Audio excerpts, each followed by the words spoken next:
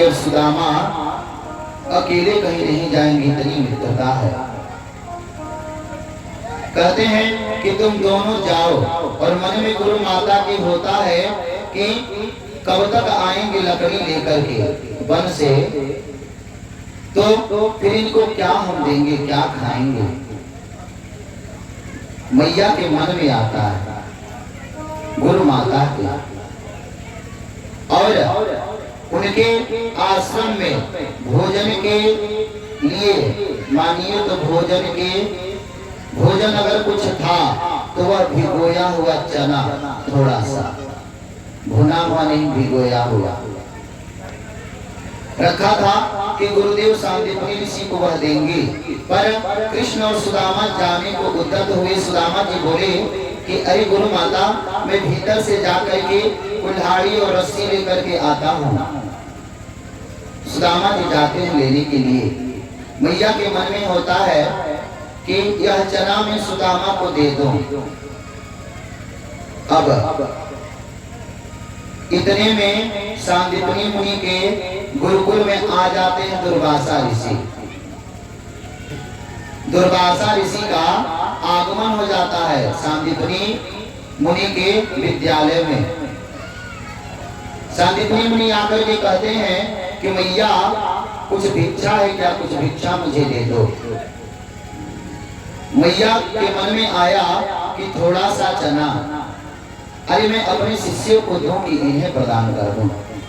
तो मैया ने झूठ बोला कि महर्षि, इस समय तो मेरे पास कुछ नहीं है, आप कहीं और से जाकर के भिक्षा ले लो। दुर्वासा जी भी तो भगवान शंकर के अवतार है ना। दुर्वासा जी ध्यान लगाए और ध्यान लगा करके देखे तो उन्हें चने की गठरी दिखी कि आश्रम में चने की गठरी पड़ी है। ध्यान आप खोल करके कहे मैया से, अरे गुरु माता, आप अपने शिष्यों को ही ज्यादा मानती हो, हमें तो मानती नहीं। अरे चना रखा, उसमें से मुझे एक मुट्ठी दे देती तो क्या हो जाता।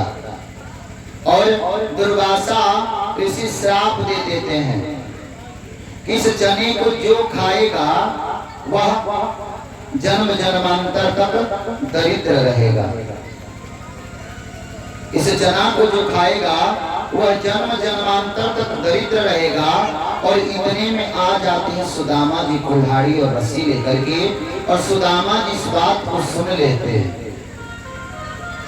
सुदामा जी दुर्वासा ऋषि के श्राप को सुन लेते हैं और गुरु माता चना देती हैं तो वह श्रापित अन्न को सोचते हैं कि श्रापित अन्न अगर कहीं वृक्ष को डाल दूं या कहीं पशु को दे दूं तो वह तो जीवन भर दरिद्रता में बिताएगा। अगर मैं कृष्ण को दे दूं तो कृष्ण तो राजकुमार है, अरे एक राजकुमार दरिद्र बन करके रहे, उससे तो अच्छा है कि मैं ब्राह्मण कुल का हूँ, मैं जीवन भर दरिद्र रह जाऊंगा, पर इस चने के भाग में से कृष्ण को नहीं दूंगा। और वही चना सुदामा जी स्वयं खा गए थे। यह श्रापित अन्न मैं खा जाऊं, हमारे गोपाल दरिद्र ना हो। वह चना खाए थे सुदामा जी, और जब भी कृष्ण के पास भोजन का पात्र आए तो भोजन को देख करके रोने लगते थे। हमेशा भोजन को देख करके कृष्ण को सुदामा की याद आती थी कि अरे हमसे इतना प्रेम करता है सुदामा कि श्रापित अन्न वह स्वयं खा गया, मुझे नहीं देने दिया कि कृष्ण दरिद्र हो जाएगा। वह चना सुदामा जी खाए थे श्रापित, और उसके कारण वह दरिद्र हुए थे, ना कि किसी के भाग का चना खाए थे। सुदामा जी अपने परिवार के साथ अपने जीवन में संतुष्ट हैं। जो सत्संग से आ जाए उसी से अपने परिवार का पालन पोषण करते हैं। एक दिन सुदामा जी की पत्नी सुशीला हाथ जोड़ करके बोली, कोई महर्षि आकर के बता गए कि पता है आपके पति के परम मित्र द्वारिकाधीश हैं। आकर के बोली, कोई कोई आकर के सुशीला से बताया कि आपके पति के परम मित्र कौन है? द्वारिकाधीश श्री कृष्णचंद्र महाराज। 70 वर्ष की अवस्था हो गई है, सुदामा जी की शरीर शुष्क पड़ गया है। अब एक बात आप बताइए, सुदामा जी का विवाह हुआ होगा, 4 पुत्र हुए, 4 पुत्र हैं, सुदामा जी के विवाह हुआ होगा, तो कोई कन्या विवाह करके घर पर आए तो अपने पति के मित्रों को या रिश्तेदारों को जानते कितना दिन लगेगा? अगर 30 वर्ष की अवस्था में भी सुदामा जी का विवाह हुआ होगा और 70 वर्ष की अवस्था में सुशीला पूछी, क्या उनको पहले से पता नहीं होगा? पहले से पता होगा ना कि इनके मित्र हैं कृष्ण। पर सुशीला ने पहले नहीं कहा, क्यों? क्योंकि दुर्वासा का श्राप इनके ऊपर था और कृष्ण से यह देखा नहीं गया। और सुदामा जी की जब अवस्था हुई 70 वर्ष की, तो कृष्ण ने मन में सोचा और कहा कि सुदामा के ऊपर जो दरिद्रता का श्राप है, दुर्वासा ऋषि के द्वारा दिया गया, मैं उस श्राप का खंडन करता हूँ। अरे दरिद्र होकर के तो जीवन बिता ही लिया, क्या अपने अंतिम समय में भी दरिद्रता के साथ ही जाएगा? दुर्वासा ऋषि के श्राप का खंडन किए, तब सुशीला के मन में भान आया और जाकर के सुदामा जी से पूछी कि अरे मैंने तो सुना है कि द्वारिकाधीश आपके परम प्रिय मित्र हैं। अरे आप बचपन में साथ में पढ़े हैं। जब कृष्ण का नाम सुशीला के मुख से सुनते हैं सुदामा, तो उनके नेत्र सजल हो जाते हैं, रोने लगते हैं। सुदामा बोलते हैं कि अरे आपने तो मुझे बहुत पुरानी बात याद दिला दी। अरे हाँ, हम दोनों बचपन में साथ सावित्री मुनि के आश्रम में शिक्षा ग्रहण किए। सुशीला बोली कि क्या आपको कभी उनसे मिलने की इच्छा नहीं होती? सुदामा जी बोले कि कौन सा प्राणी होगा इस संसार में जो कृष्ण से मिलना ना चाहता है? कोई ऐसा है कि जो भगवान से मिलना ना चाहे? सुशीला बोली कि तो आपको एक बार वहां पे जरूर जाना चाहिए। अरे जाकर के अपने बारे में तो कुछ बताते कृष्ण को कि मेरी अवस्था इस प्रकार की है। सुदामा बोले कि देवी, अब तो पहले जब तुम बोली कि मिलने की इच्छा नहीं है तो क्या आप मिलने चले जाते, पर जब तुम कह रही हो कि अपनी अवस्था को बताने के लिए मैं कृष्ण के पास जाऊं, तो मैं जब तक मेरे शरीर में प्राण है मैं कृष्ण के पास नहीं जाऊंगा। अरे मेरे पास जो कुछ भी है मैं उसमें संतुष्ट हूँ, मुझे किसी चीज की कमी नहीं है। कृष्ण तन कृष्ण मन, कृष्ण ही हमारो धन। कहते कि तन है तो कृष्ण से है, अगर मन में कोई है तो कृष्ण ही है। और धन की इच्छा क्या करो देवी, धन भी तो मेरा कृष्ण ही है। कि 8 याम देवी हमें, कृष्ण ही सुकाम है। कहते कि देवी 8 याम तो मुझे कृष्ण ही से काम है, पर तुम यह करके भेजोगी कि आप चले जाइए और अपनी अवस्था को बताइएगा, तब तो मैं कभी नहीं जाऊंगा। सुशीला बोली अरे नाना, आप जा करके ऐसे ही मिल लीजिए। सुदामा जी बोले कि मंदिर में गुरु के पास और मित्र के पास खाली हाथ नहीं जाते, कुछ है क्या आपके पास? घर में जा करके देखिए तो रसोई में अन्न के नाम पर एक चावल का दाना बचा था। सुशीला बोली मैं कुछ व्यवस्था करती हूँ, आप स्नान ध्यान करके तैयार हो जाइए, मैं कोई व्यवस्था करती हूँ उन्हें उपहार देने के लिए। कृष्णा स्नान ध्यान करके पूजा घर में जाते हैं रसोई में जाते हैं और उसके बाद पूजन करने के लिए कृष्ण के लिए, तो रसोई में एक चावल का दाना, बड़े प्रसन्न होते हैं सुदामा जी और एक चावल को ला करके और हमारे कृष्ण के सामने भोग लगाते हैं। कहते कि अरे कन्हैया, मेरे पास जो है मैं तुम्हें सर्वस्व समर्पित कर रहा हूँ। सुशीला जाती है नगर में अपने घर के बगल में पड़ोसियों के पास और मन में सोचते जाती हैं, अगर पत्नी चतुर हो तो बिना कहे भी कुछ समझा सकती है। कहते कि तो जाकर के कृष्ण से कहेंगे, नहीं महाराज है ना, जाकर करे कन्हैया सब कुछ कुशल से है, कोई कमी नहीं है, ऐसे ही तुमसे मिलने की इच्छा थी तो मिलने चले आए। पर सुशीला के मन में, सुशीला 4 घर पे जाकर के और 4 घर से एक मुट्ठी चावल ले, अगर वह चाहती और किस प्रकार से उधार ले कि मेरे पति अपने मित्र से मिल करके आएंगे तो मैं आपका यह चावल लौटा दूंगी, आप मुझे उधार दे दो। चाहती सुशीला तो किसी के भी घर से 4 मुट्ठी चावल ले सकती थी ना, पर नहीं ले। 4 मुट्ठी चावल 4 घर से लिया। चित्वा चतुरो मुष्टिं विप्रान पृथक तंडुला। 4 घर से 4 मुट्ठी चावल, तो किसी के घर में एक दूसरे के घर में एक जैसा चावल नहीं बनता होगा। किसी के घर कोई दूसरे तरह का चावल, किसी के घर का थोड़ा टूटा हुआ चावल, किसी के घर का थोड़ा लाल रंग का चावल, इस प्रकार के 4 घर से 4 प्रकार के चावल को लेकर के सुशीला आती है।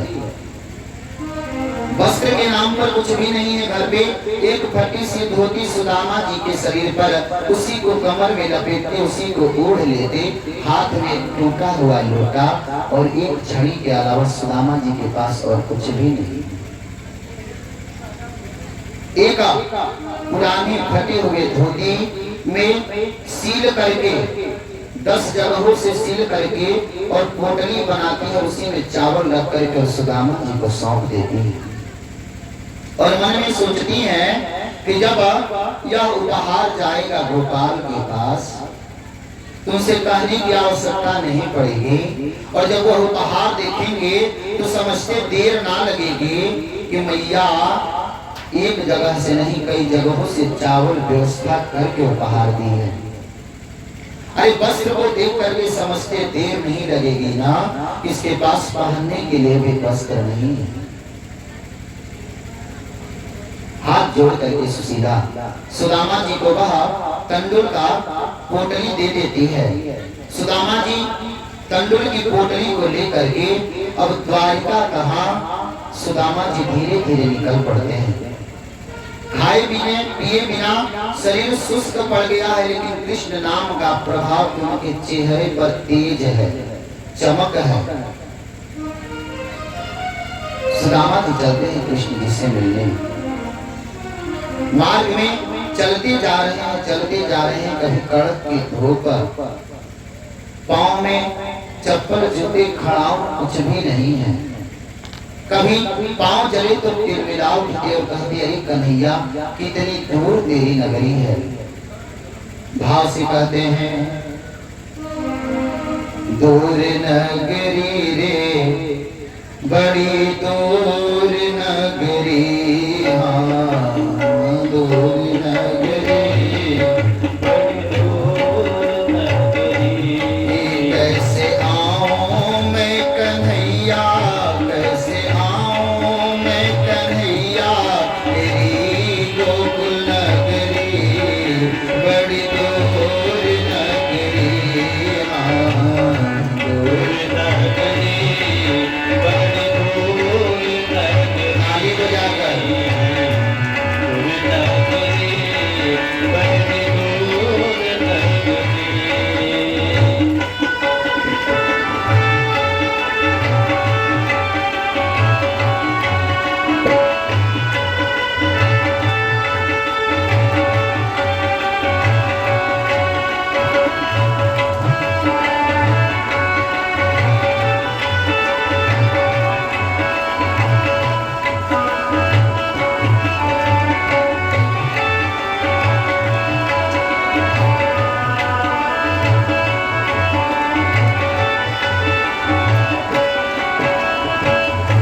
सखी संग आऊं कान्हा लाज मोहे लागे, सखी संग आऊं कान्हा लाज मोहे लागे, सखी संग आऊं कान्हा लाज मोहे लागे, सखी संग आऊं कान्हा लाज मोहे लागे, अकेली आऊं तो कान्हा, अकेली आऊं तो भूल जाऊं डगरी, बड़ी दूर नगरी, दूर नगरी, बड़ी दूर नगरी, दूर नगरी, बड़ी दूर नगरी।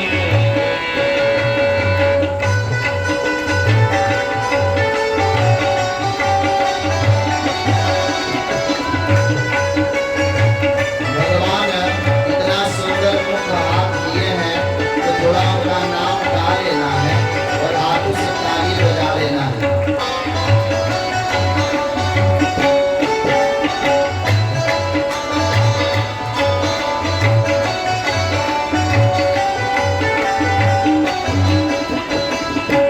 रात में आऊं कान्हा डर मोहे लागे, रात में आऊं कान्हा डर मोहे लागे, रात में आऊं कान्हा डर मोहे लागे, रात में आऊं कान्हा डर मोहे लागे, दिन में आऊं तो दिन में आऊं देखे सारी नगरी, बड़ी दूर नगरी,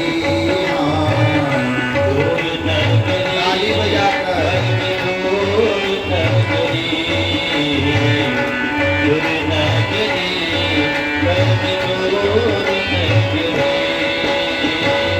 मैंने श्याम सुने करके कितने सुदामा, मैंने श्याम सुने करके कितने सुदामा, गाती चली मन में, गाती चली मन में, हरि कृष्ण रामा, चले श्याम सुने करके कितने सुदामा, दूर नगरी, बड़ी दूर नगरी, आगे दूर नगरी, बड़ी दूर नगरी।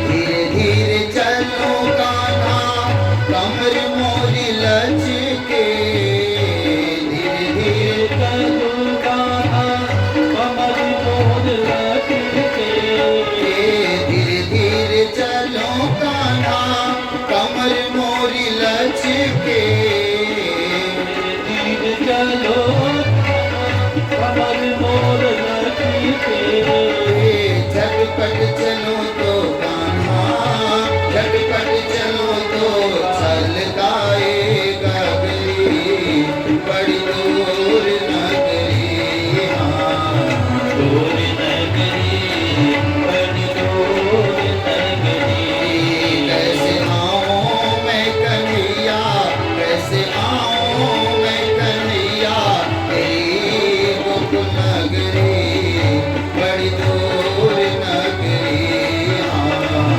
दूर नगरी, बड़ी दूर नगरी, दूर नगरी, बड़ी दूर नगरी,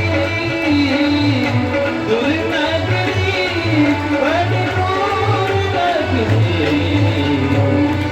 श्री बाल कृष्ण लाल की। सुदामा जी जा रहे हैं और मन में सोच रहे हैं, पर भगवान भक्त वत्सल है ना, सोचते हैं कि सुदामा कभी द्वारिका देखा नहीं, अरे कैसे आएगा। तो सुदामा मार्ग में चले तो शरीर शुष्क पड़ गया है, कहीं गिरते पड़ते आ रहे हैं।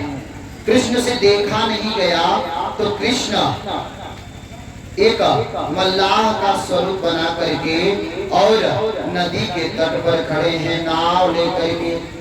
सुदामा जी धीरे धीरे वहां पर पहुंचते हैं। सुदामा जी धीरे धीरे वहां पर पहुंचते हैं और कहते हैं कि भैया मुझे द्वारिका जाना है, मुझे द्वारिका जाना है। तो बोले कि अरे बाबा द्वारिका तो बड़ी दूर है, अरे कैसे जाओगे? तो बोले कि भैया किसी तरह से अगर तुम पार करा दो तो मैं पूछते किसी से जानते मैं चला जाऊंगा। तो बोले कि बाबा अरे नौका में चढ़ोगे, कुछ है तुम्हारे पास द्रव्य पैसा, किराया लगेगा ना? बोले कि भैया मेरे पास कुछ भी नहीं है, पर मैं अपने मित्र के पास जा रहा हूँ मिलने, अगर उसकी कृपा हुई और मैं वापस आया ना तो मैं तुम्हें जरूर कुछ दूंगा। अब भगवान स्वयं अल्लाह बन करके मित्र के लिए और तट पर है नाव लगाकर। बोले कि अच्छा बाबा थोड़ी देर आप बैठ जाओ, थोड़ी देर बैठ जाओ, कुछ और सवारी आ जाए तो मैं तुम्हें ले करके चलता हूँ। और माया रूपी 2-4 सवारी बनाकर बोले बाबा अब बोले कि जब तक भर रहा है किनारे पर बैठ करके माला जप रहे हैं कृष्ण नाम का। बोले कि बाबा अरे चलो चलो चलो चला जाए, रात्रि हो जाएगी, चलो। नाव में बैठा लेते हैं और पूछते हैं अरे बाबा मुझे तो भान होता है कि आपके पास कुछ भी नहीं है, अरे मेरे पास मैं कुछ लाया हूँ खाने पीने वाला, कुछ खाओगे क्या? सुदामा जी कहते हैं कि अरे भैया बता दो द्वारिका कहाँ है? तो बोलते हैं बड़ी दूर है। और सुनते हैं बोलते हैं कुछ भोजन करोगे क्या? तो सुदामा जी कहते हैं कि भूख लगती है, प्यास लगती है, जिंदगी अब उदास लगती है, कैसे आऊं मैं द्वारिका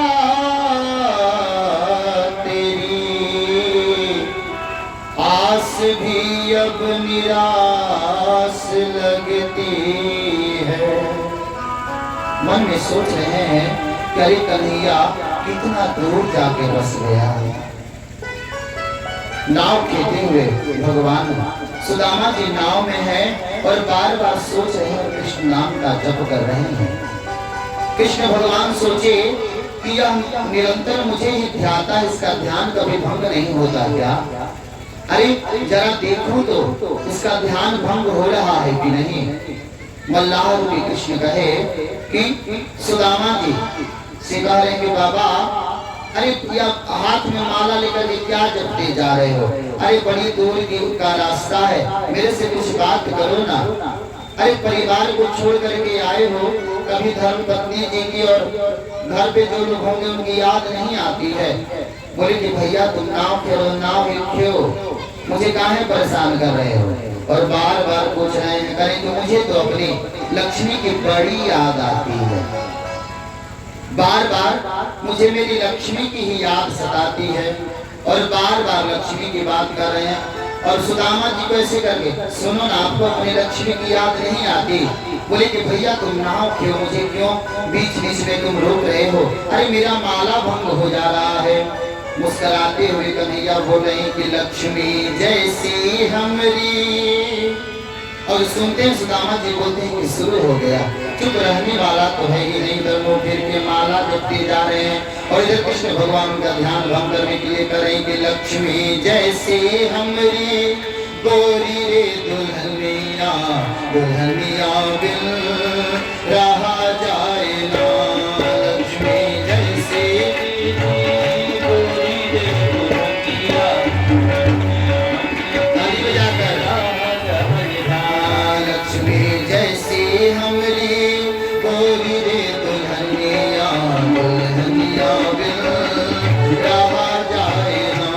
लक्ष्मी जैसी गोरी रे दुल्हनिया, दुल्हनिया बिन रहा जाए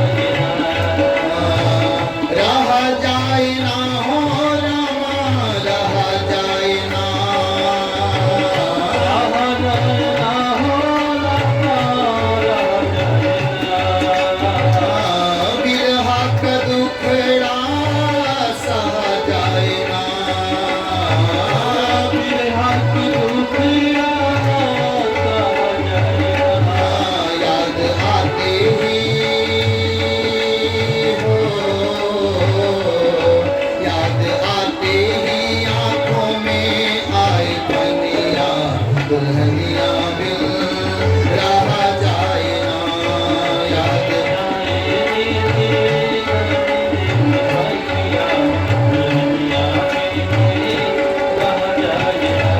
लक्ष्मी जैसी हमरी गोरी रे दुल्हनिया, दुल्हनिया बिन रहा जाए ना। दुल्हनिया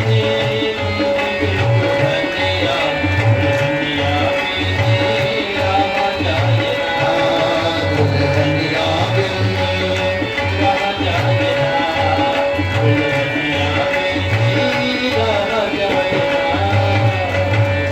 बार बार गाते जा रहे हैं और हाथ जोड़ करके डांटते हुए कृष्ण को बोले, अरे चुप रहो, अरे क्या गा रहे हो, अरे इतना देर परमात्मा का नाम जप लेते तो तुम्हारा उद्धार हो जाता। पर सुदामा जी का ध्यान नहीं टूटता है, वह जपते जाते हैं, बड़े प्रसन्न होते हैं। मुरली मनोहर कहते हैं इतना भक्ति में है कि कुछ भी हो, इसको कृष्ण नाम का रट लगा है।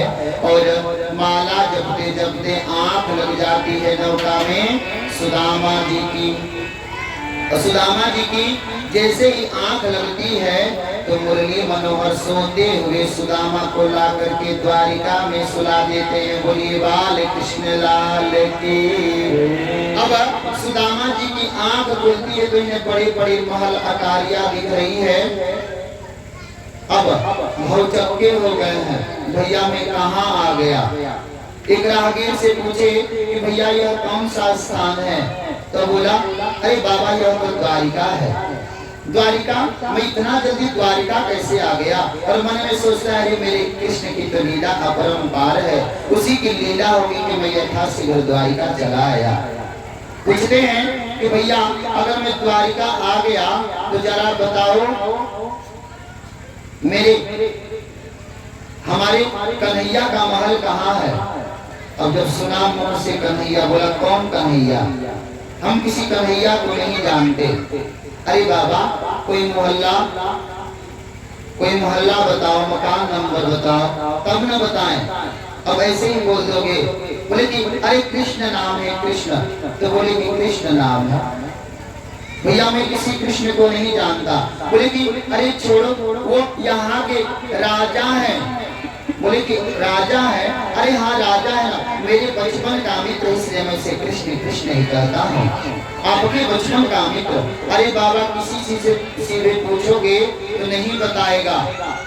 बोले क्यों, क्योंकि यहाँ पर उनका नाम यदुकुल कमल दिवाकर वसुदेव नंदन प्रद्युमादिनाथ यदुवंश शिरोमणि द्वारिकाधीश श्री कृष्ण चंद्र जी महाराज, इतना बड़ा नाम है। और सुदामा बोले बाहर कन्हैया, आकर के यहाँ पर अपना नाम भी बदल दिया कि तुम्हें कोई ढूंढ ना पाए। बोले कि वो जो आपके महाराज का नाम हो, ये बताइए वो रहते कहाँ है। बोले अरे पूरी द्वारिका तो उनकी ही है। तो बोले कि कहीं रहने का स्थान होगा। बोले कि यहाँ से आगे चले जाइए और वहीं से अंतःपुर में कृष्ण रहते हैं, हमारे महाराज रहते हैं द्वारिकाधीश। सुदामा जाते हैं और द्वार से और अंतःपुर में जहाँ कृष्ण रहते हैं वहां तक के मध्य में 7 द्वार हैं। सुदामा जी द्वार पर जाते हैं, द्वार पर खड़े हैं पहरेदार द्वारपाल। द्वारपाल से कहते हैं कन्हैया। द्वारपाल से सुदामा कहते हैं कि अरे भैया मैं सुदामा कृष्ण का बाल सखा, उसका मित्र हूँ। जब मित्र की बात सुने द्वारपाल तो सुदामा जी के ऊपर से नीचे तक देख रहे हैं। हाथ में एक टूटा लोटा, एक छड़ी, फटी हुई धोती, सिर पर रखने के लिए कुछ भी नहीं, पांव में चप्पल जूता कुछ भी नहीं। कहे कि महाराज का मित्र और ऐसी अवस्था में, अरे ऐसा तो नहीं हो सकता। महाराज का मित्र होकर के और द्वारिका में तो ऐसा कोई है ही नहीं जो इतना दरिद्र हो। कहते हैं कि भैया अरे मुझे कृष्ण से मिलना है। अरे केवल जाकर के उसे इतना कह दो कि तुम्हारे बचपन का मित्र सुदामा तुमसे मिलने आया है। द्वारपाल, अरे कृष्ण के द्वारपाल भी तो ऐसे वैसे हो नहीं सकते। परम विद्वान मन में सोचता है कि प्रभु की कोई लीला हो सकती है। अरे द्वार पर कोई आया हो। द्वारपाल कहता है कि बाबा आप थोड़ी देर ठहरो, मैं आपका संदेशा लेकर के जाता हूँ। अंतःपुर में जाता है। गोपाल मानो इंतजार ही कर रहे थे, वो तो सब कुछ देख रहे हैं। सिंहासन पर बैठे हैं, बगल में रुक्मिणी, सत्यभामा, सत्या, लक्ष्मणा आदि रानियां पटरानियां भी वहां पर खड़ी हैं। द्वारपाल जाकर के हाथ जोड़ करके कहता है कि प्रभु एक संदेशा है। बोली कह रहे जल्दी बताओ क्या संदेशा लेकर के आए हो। द्वारपाल बोला कि प्रभु एक ब्राह्मण द्वार पर आया है और आपसे मिलना चाहता है। कृष्ण बोले द्वारपाल अरे ब्राह्मणों के लिए हमारा द्वार बंद कब से होने लगा। ब्राह्मणों के लिए हमारा द्वार बंद कब से होने लगा। द्वारपाल बोला कि महाराज बात ऐसी नहीं है। तो बोले कि कैसी बात है। द्वारपाल कहता है कृष्ण से किसी से पगान झगातन पे प्रभु जाने को आही बसे की ग्रामा। द्वारपाल कृष्ण से कहता है कहीं ऐसा विचित्र व्यक्ति है और इसके सिर पर एक पगड़ी भी नहीं है और तन पर वस्त्र के नाम पर एक फटी सी धोती, पता नहीं वह किस ग्राम से आया है। किसी से पगा न झगा तन पे प्रभु जाने को आही बसे की ग्रामा। कि धोती फटी सी लटी दुपट्टी अरो पाय उपान की नहीं सामा। अरे शरीर पर वस्त्र के नाम पर एक फटी सी धोती है और पांव में चप्पल जूते कुछ भी नहीं है। सुदामा कृष्ण मन में सोच रहे अरे ऐसी अवस्था तो मेरे परम मित्र सुदामा की है। मन में व्याकुलता बढ़ी। ये द्वारपाल कहता है कि द्वार खड़ो द्विजा दुर्बल देखा रहो चकी सो वसुधा अभिरामा। कि पूछत दीना दयाल को धाम बतावत आपन नाम सुदामा। और जैसे ही सुदामा नाम कृष्ण के कान में पड़ा, श्री कृष्ण अपने सिंहासन से तुरंत उठ करके उपाना कहाँ पर है, दुपट्टा कहाँ पर है, किसी चीज की सुध नहीं है और हाथ फैला करके सुदामा कहते कृष्ण दौड़े जा रहे हैं, द्वार को पार कर रहे हैं। मन में सोच रहे हैं कि जो मेरा बालापन का बचपन का मित्र अरे आज हमारे द्वार पर इस अवस्था में नंगे पांव आया हो। अरे उसे मैं बुलाने के लिए बड़ा चप्पल जूता पहन करके कैसे जाऊं।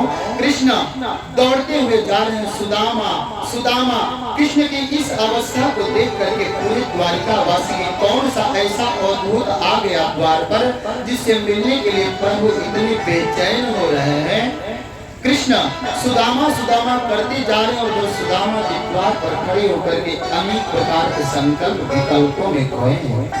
अरे पता नहीं बचपन की बात है, अब तो द्वारिकाधीश हो गया है, पता नहीं मुझे पहचानेगा कि नहीं। इस प्रकार के संकल्प विकल्पों में सुदामा खोए हुए हैं। अरे जब कुछ देर हो जाता है, मैं बताया ना कि 7 देवड़ी ही है, पार करने में समय लगेगा।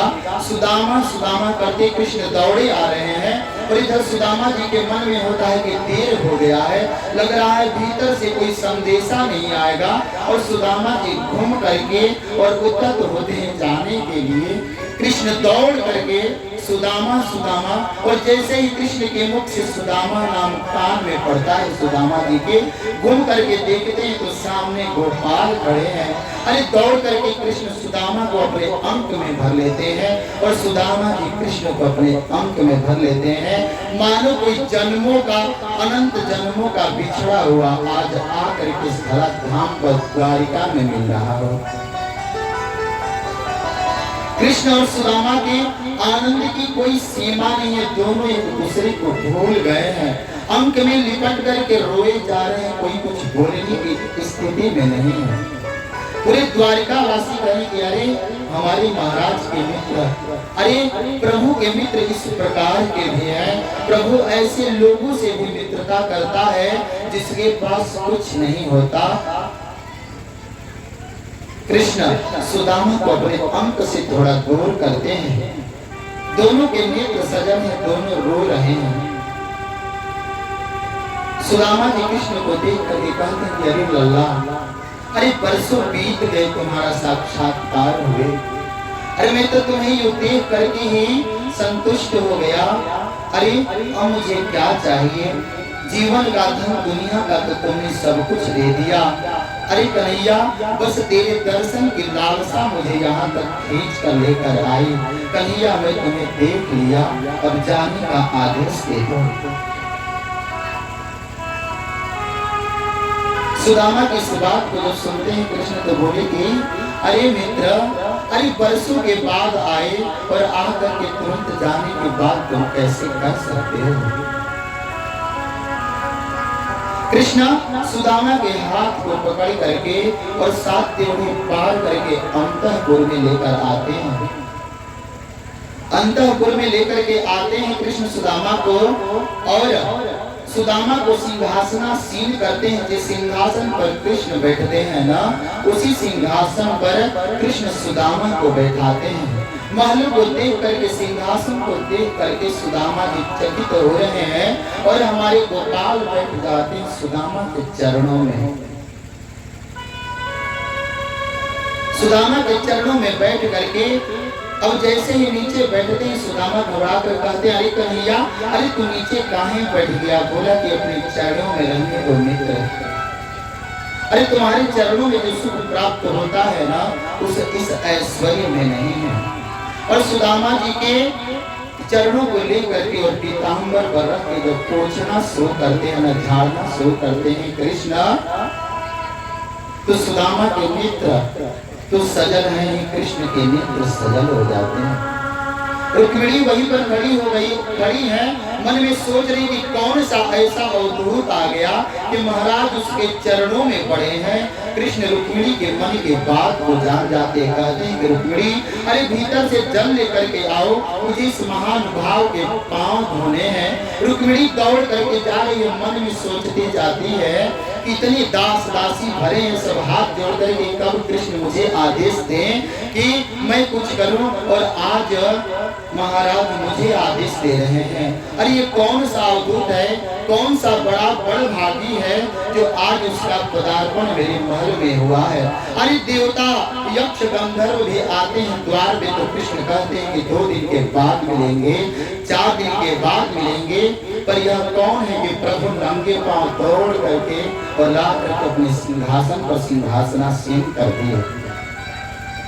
रुक्मिणी भीतर जल लेने जाती है और पीतांबर से पांव झाड़ना शुरू करते हैं कृष्ण, तो देखते हैं कि सुदामा के पैरों में अनगिनत कांटे चुभे हुए हैं।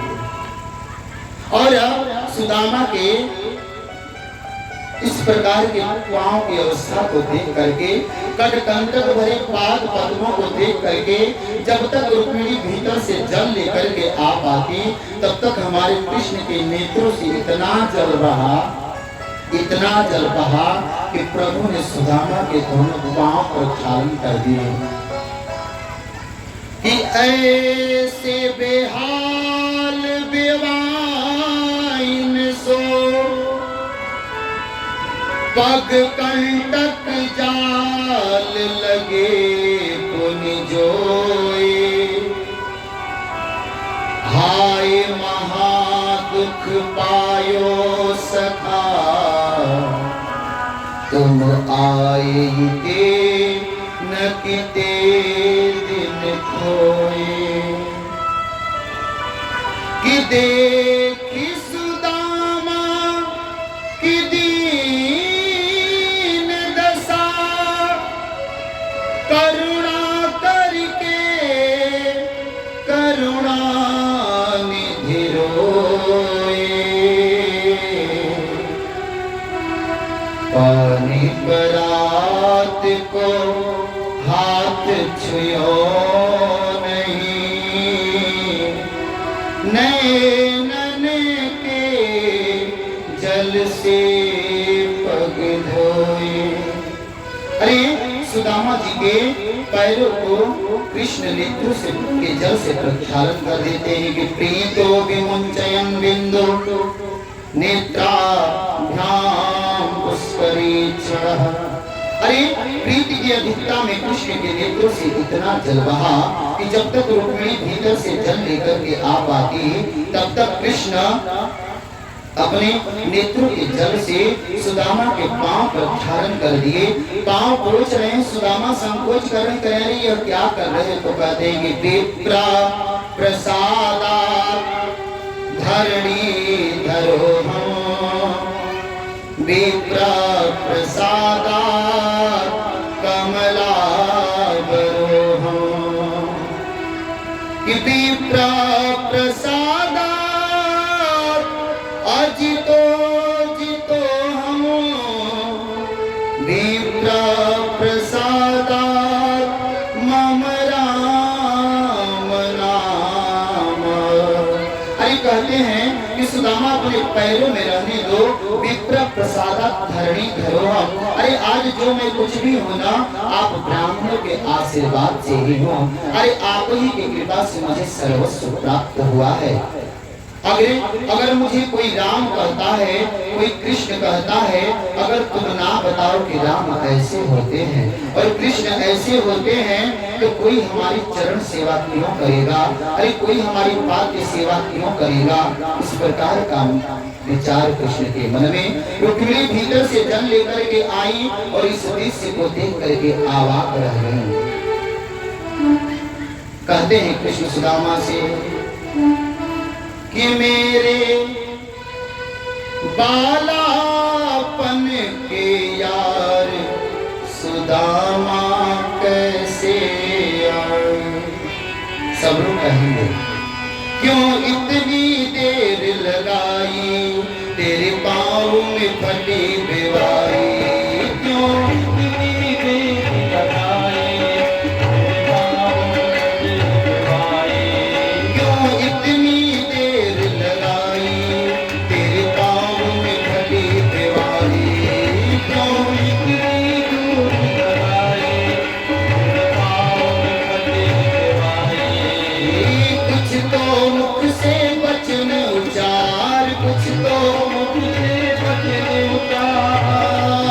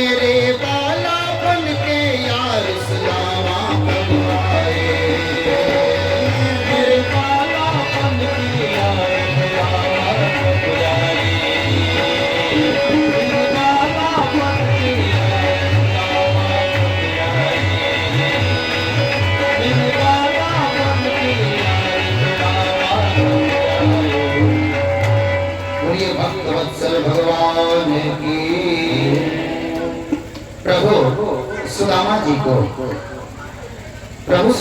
को सुंदर स्नान कराते हैं अपने हाथों से। हल्दी का चंदन का लेपन लगाते हैं पूरे शरीर में। बड़े आनंदित होते हैं। दुग्ध और शुद्ध जल से स्नान कराकर सुंदर वस्त्र पहना करके प्रभु और उन्हें अपने अंतःपुर में ले जाते हैं, जहाँ प्रभु जिस शैया पर सोते हैं उस कक्ष में लेकर के जाते हैं, सुंदर भोजन कराते हैं। और सुदामा जी जब प्रभु जिस कक्ष में शयन कर रहे हो और सुंदर सुंदर बिस्तर को देख करके हाथी के दांत की तरह चमकता हुआ चादर, अब उसमें उस पर बैठ करके सुदामा जी सोच रहे कि मैं कहीं वैकुंठ तो नहीं आ गया। इतना सुंदर बिस्तर भगवान का। प्रभु उन्हें बैठा देते हैं सिरहाने की तरफ और कहते हैं कि सुदामा थक गए होंगे, थोड़ा लेट जाओ। सुदामा जी संकोच करते हैं, नाना अरे बोले कि हो गया सामने, अगर नहीं लेटोगे तो मित्र धर्म से मैं तुम्हारा पांव पकड़ कर सीधा लेटा दूंगा।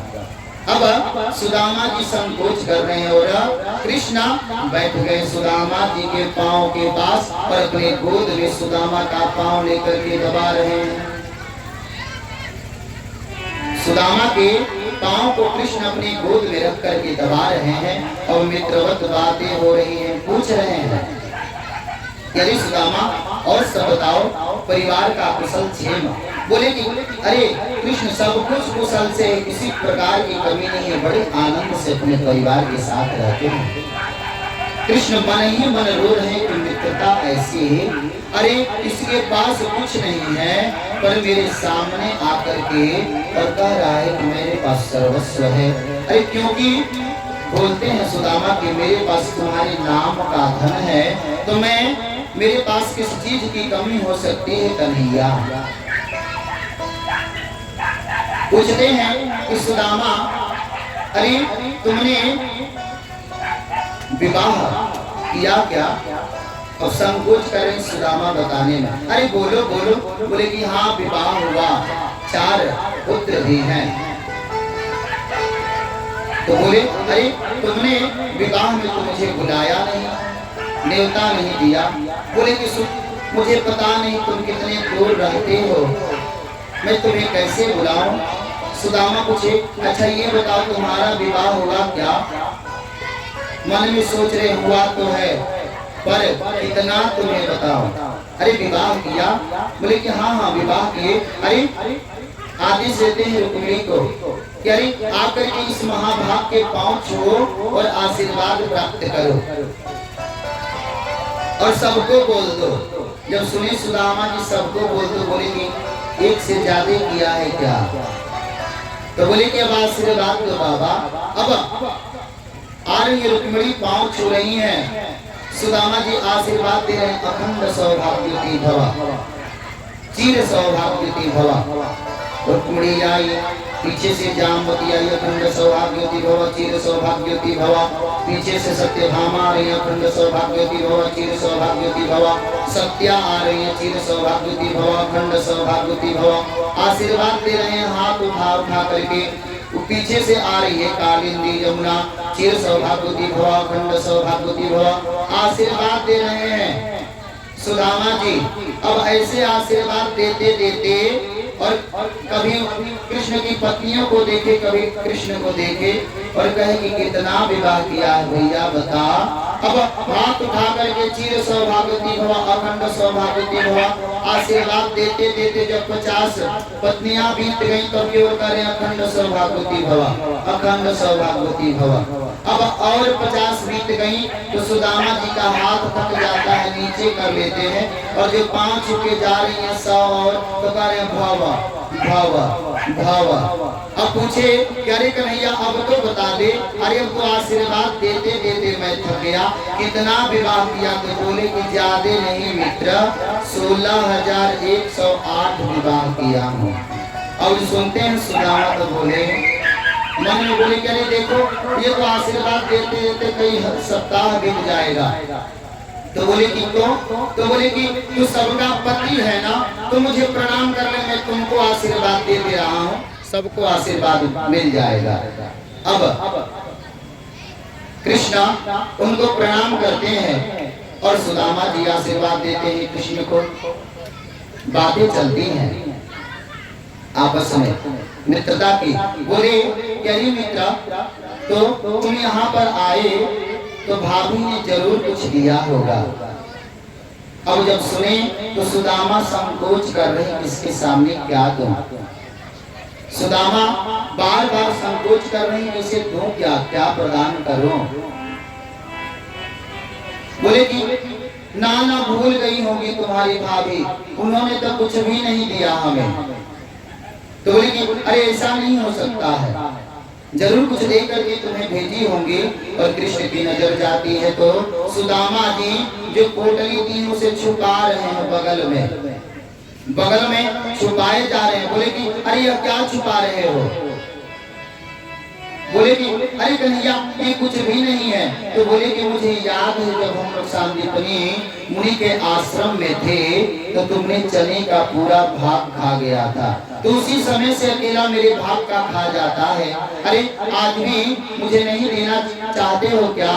और सुदामा जी बार बार नहीं देने का प्रयास करते हैं। कृष्ण हाथ आगे बढ़ा करके पोटली छीन लेते हैं उनके हाथ से, और हाथ में जब पोटली लेते हैं तो पोटली को देख करके कृष्ण के नेत्र सजल हो जाते हैं, रोने लगते हैं कृष्ण।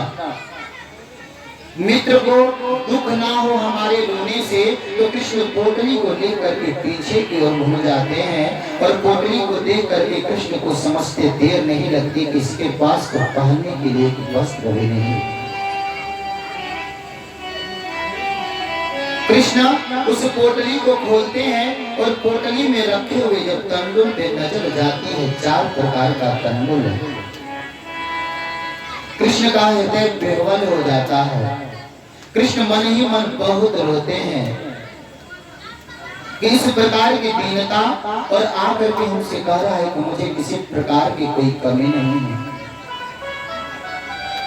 कृष्ण घूम करके कहते हैं सुदामा से, अरे मित्र, अरे भाभी ने मेरे लिए अमृत भेजा और तुम मेरे से अमृत छुपा रहे थे ना। अरे इस तंडुल में तो प्रेम भरा हुआ है, अमृत है, और इस अमृत से तुम मुझे वंचित कैसे कर सकते हो। सुदामा जी भी रो रहे हैं, कह रहे कि अरे कृष्ण, अरे यह तुम्हें अमृत लगता है क्या। बोले कि भाभी का दिया हुआ यह अमृत ही तो है। और वहीं पर खड़ी है रुक्मिणी, सत्यभामा, सत्या, कालिंदी, जामवती, सभी पत्नियां वहीं पर खड़ी हैं। और कृष्ण बोले कि अमृत मेरे से छुपा रहे थे तुम। और कृष्ण उस पोटली में हाथ लगाकर एक मुट्ठी चावल लेकर के और अपने मुखार बिंद में डालते हैं और सुदामा को मन ही मन स्वर्ग लोक का वैभव सौंप देते हैं। कहते कि तंदुल में जो स्वाद है सुदामा, अरे और कहाँ होगा। अरे यह तो प्रेम का तंदुल है। पहली मुट्ठी में श्री प्रभु ने स्वर्ग सुदामा के नाम कियो है। पहली मुट्ठी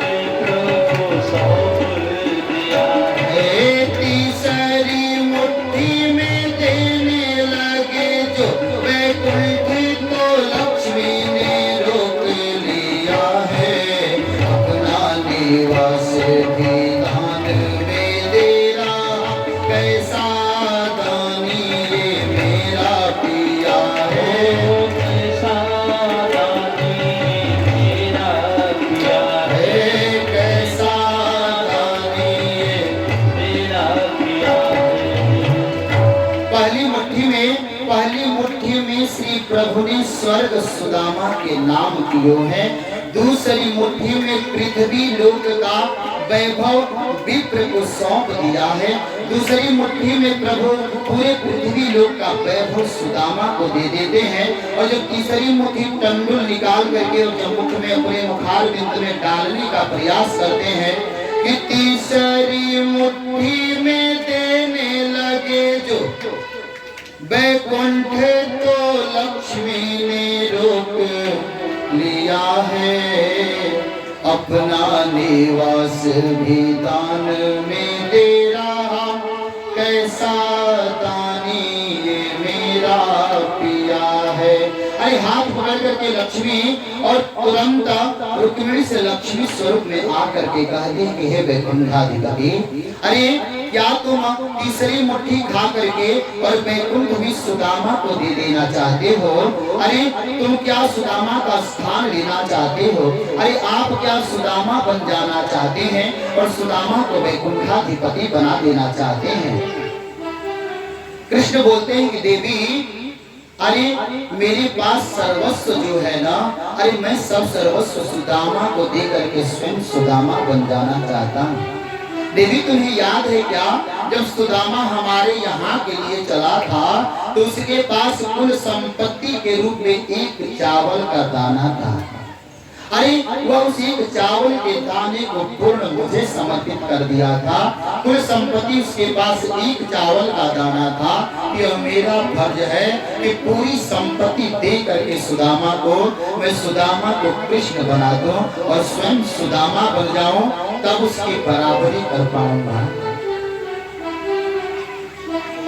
इस प्रकार की बातें होती हैं। लक्ष्मी जी हाथ से पोटली छीन लेती हैं, सुदामा जी देखते रह जाते हैं और कहती हैं कि क्या आप ही देना चाहते हैं कुछ? अरे इस अमृत में हमारा कुछ भाग नहीं है क्या? भाभी ने भेजा है तो केवल आपके लिए क्या? इस तंडुल इस अमृत में तो हमारा भी भाग है। और सब ले करके थोड़ा थोड़ा सभी उनकी आठों पटरानियां थोड़ा थोड़ा तंडुल को भक्षण करती हैं और कृष्ण से मन ही मन कहती है कि आप ही देना चाहते हैं क्या? अरे हमारे मन में भी है कि मैं भी सुदामा को कुछ दूं। इस प्रकार का प्रेम कृष्ण प्रसन्नचित होकर के सुदामा के पैरों को दबाने लगते हैं।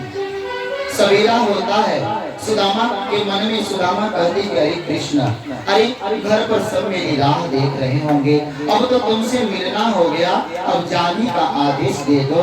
जब कृष्ण सुदामा के जाने की बात सुनते हैं तो नेत्र सजल हो जाते हैं, कहते हैं अरे मित्र, इतने वर्षों के बाद आए, अरे कुछ दिन रुक करके तो जाओ। बोलते कि नाना भैया, मुझे जाने का आदेश दे दो, मैं जाना चाहता हूँ। सुदामा हाथ जोड़ करके प्रणाम किए, कृष्ण भी सुदामा को प्रणाम किए और सुदामा जी अपनी नगरी की ओर लौट रहे हैं। मन में कुछ भान नहीं है, मन में तो बड़ी प्रसन्नता है कि मैं कृष्ण का दर्शन कर पाया, उससे दो बातें कर पाया। धन की इच्छा से नहीं, लालसा से द्वार पर नहीं गए थे, पर मन की बातें तो प्रभु जानते हैं ना। रात ही रात आदेश दिए विश्वकर्मा को कि जिस प्रकार का हमारा भवन है, हमारा महल है, उसी प्रकार से सुदामा के नगर में उसकी झोपड़ी को हटा करके जैसी द्वारिकापुरी है उसी तरह की जा करके सुदामापुरी बना दो। विश्वकर्मा आदेश मान करके और जा करके हाथ जोड़ करके कहते हैं सुशीला से कि मुझे द्वारिकाधीश ने भेजा है मैया, अरे मैं आपके नगर को द्वारिकापुरी बना दो, द्वारिकापुरी जैसा बना दो और नगर का नाम सुदामापुरी रख दो, ऐसा प्रभु का आदेश है। सुशीला मैया ने कहा कि भैया, अगर हमारे घर को तुम सुरक्षित करना चाहते हो तो पहले उनके घर को बना दो, पहले उनके घर को बना दो, जिसके घर से जा करके मैं मांग करके 4 मुट्ठी चावल और कृष्ण के पास भेजी थी। विश्वकर्मा भवन बनाना शुरू करते हैं। रात ही रात सब झोपड़ी हट करके पूरे नगरवासी उसी द्वारिकापुरी की तरह सुदामापुरी में रहते हैं। और इधर लक्ष्मी मैया जो तंडुल भक्षण की थी वह योग माया को आदेश देती है, माया जाती है और सुशीला को वरदान देती है चिर यौवना होने का, कि आप कभी बूढ़ी ना हो, आपके नेत्रों के नीचे झुर्रियां ना पड़े, आपके बाल श्वेत ना हो।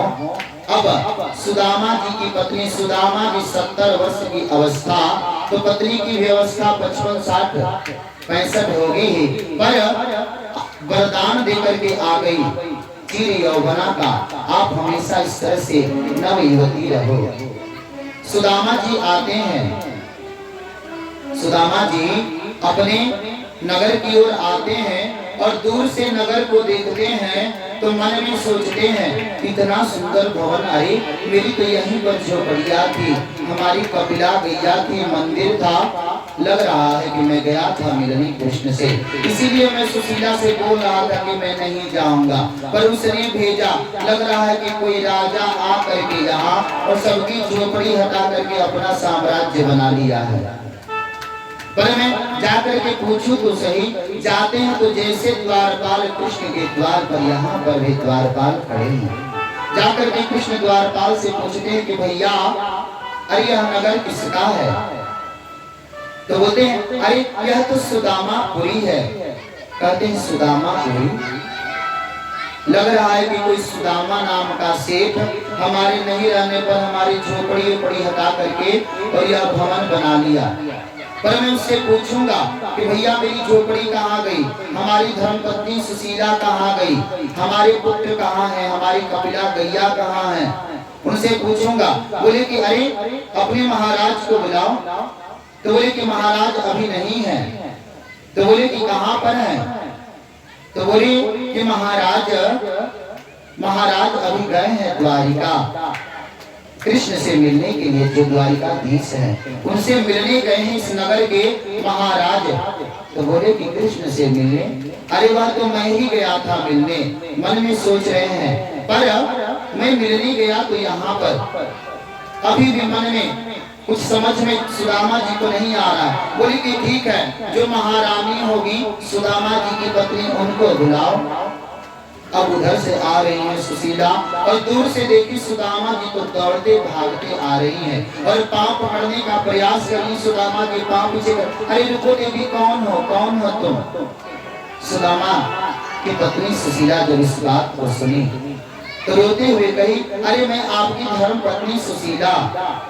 अब तो सुशीला को बूढ़ी अवस्था में छोड़ करके गए थे और माया के प्रभाव से वह नवयुवती हो गई थी, तो फिर पहचाने कैसे कि वही है?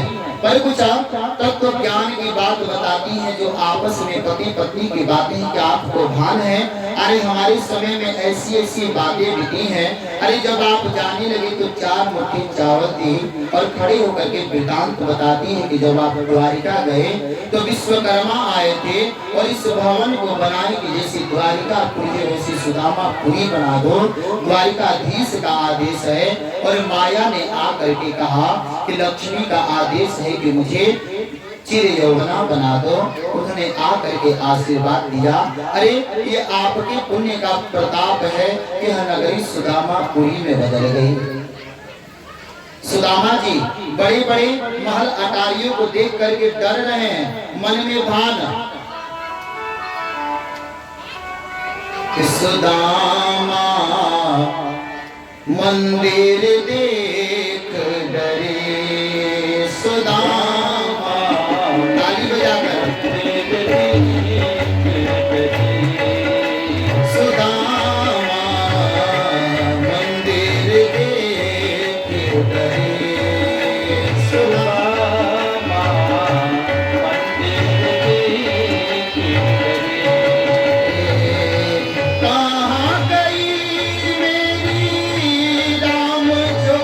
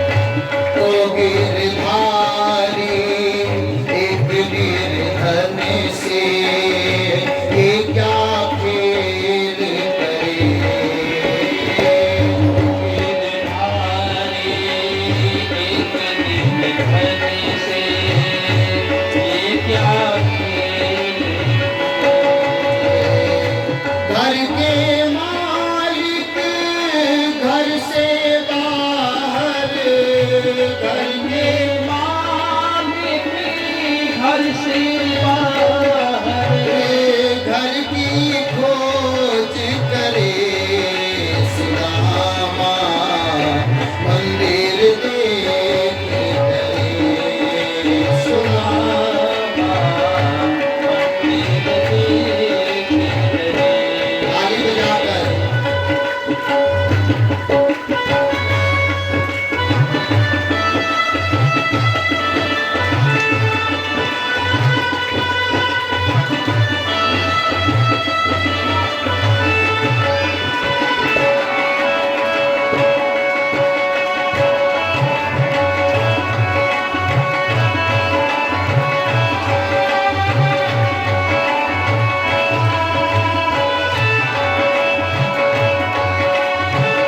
हरि बोल।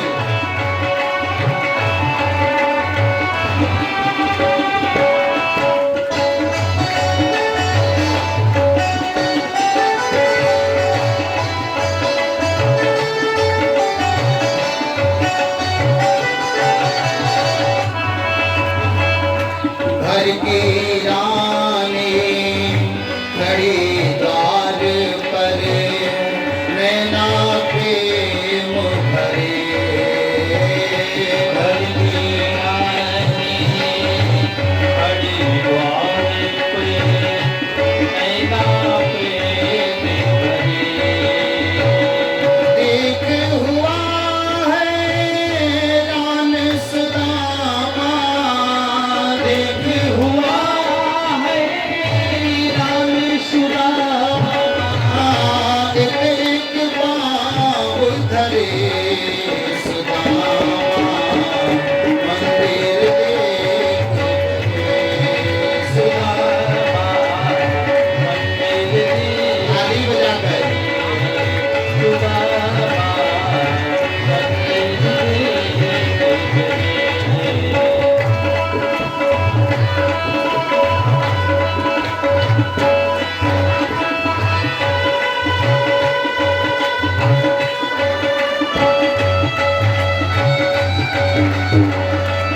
राधे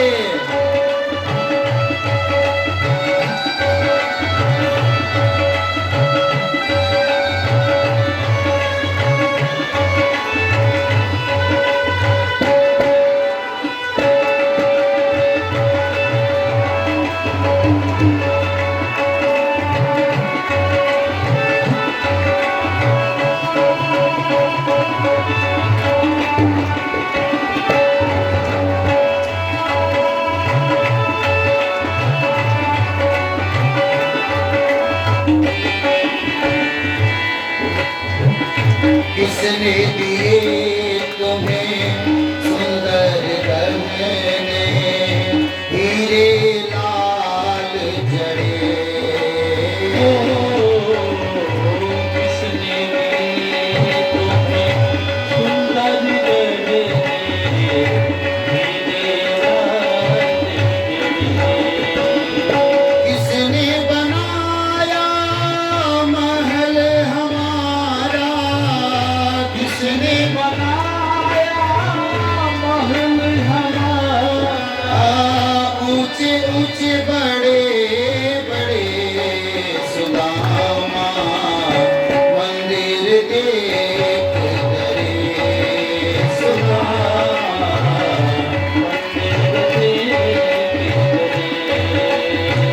काहे बनवारी ओ गिरधारी बेड़ा पार करे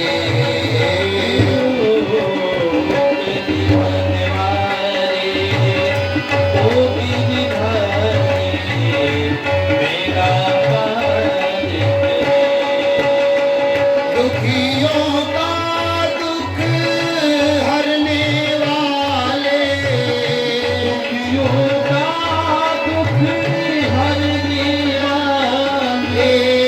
जय जय कृष्ण हरे सुदामा मंदिर देख करे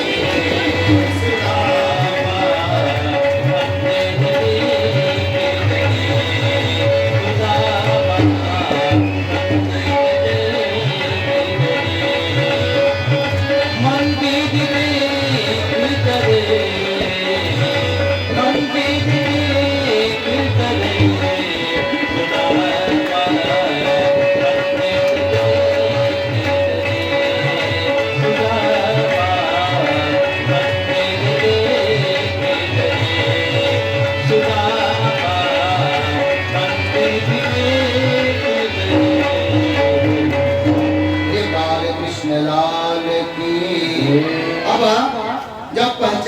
जाते हैं सुशीला को सुदामा जी, तो कहते हैं कि अरे इस वैभव में आ करके कहीं हमारा मन विचलित ना हो जाए, मैं कृष्ण को भूल ना जाऊं, इसलिए मैं इस भवन में रहना पसंद नहीं करता। अरे हमारी वह झोपड़ी थी, अच्छी थी, जिसमें मैं बार बार कृष्ण का ध्यान लगा पाता था, निरंतर कृष्ण को भजता था। सुशीला से कहते हैं कि सुशीला तुम इस भवन में रहो, और मैं इस भवन को छोड़ कर जा रहा हूँ। सुदामा जी द्वार से पीछे की ओर मुड़े तो भीतर से आवाज आती है, सुदामा, अरे ओ सुदामा। अब सुदामा नाम सुनते हैं सुदामा जी, और पीछे मुड़ करके देखते हैं तो सामने कृष्ण खड़े हैं, और हाथ जोड़ करके कृष्ण के चरणों में पड़ के कहते हैं कि अरे कन्हैया, अरे यह क्या है?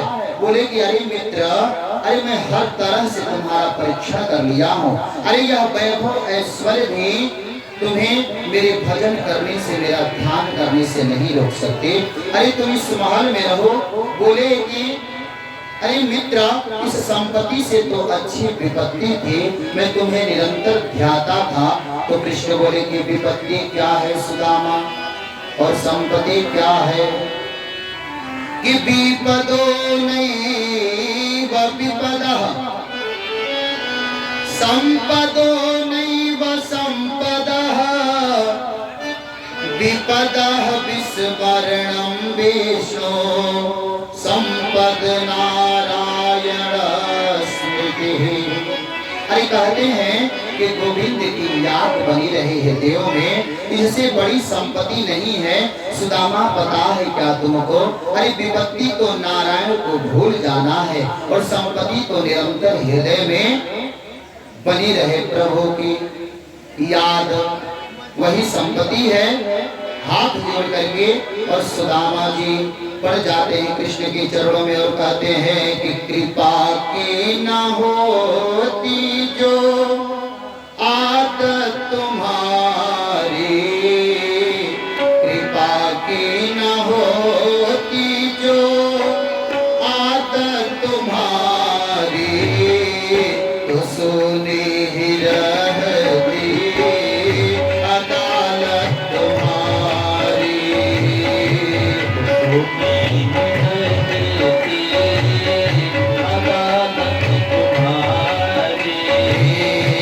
दोनों की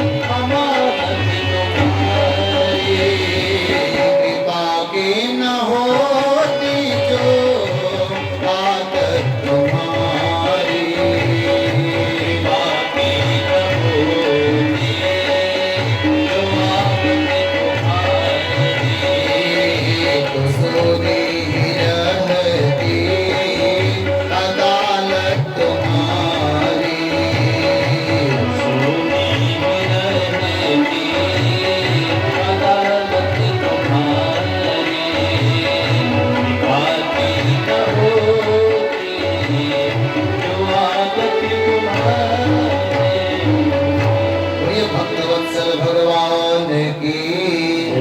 कृष्ण चले जाते हैं, क्या करते हैं कि अरे सुदामा विपत्ति क्या है कि विपदो नैव विपदः संपदो नैव संपदः विपदः विस्मरणं विष्णो संपदं नारायण स्मृति। कहते हैं कि निरंतर भगवान का ध्यान हृदयों में बना रहे। अरे यह संपत्ति है और प्रभु को भूल जाना ही विपत्ति है। कह करके कृष्ण चले जाते हैं, सुदामा चरणों में प्रणाम करते हैं। सुदामा इतने वैभव होने के बाद भी अभिमान सुदामा जी को कभी नहीं हुआ और अंत में गोविंद के धाम को प्राप्त करते हैं। बोलिए द्वारिकाधीश की। सुखदेव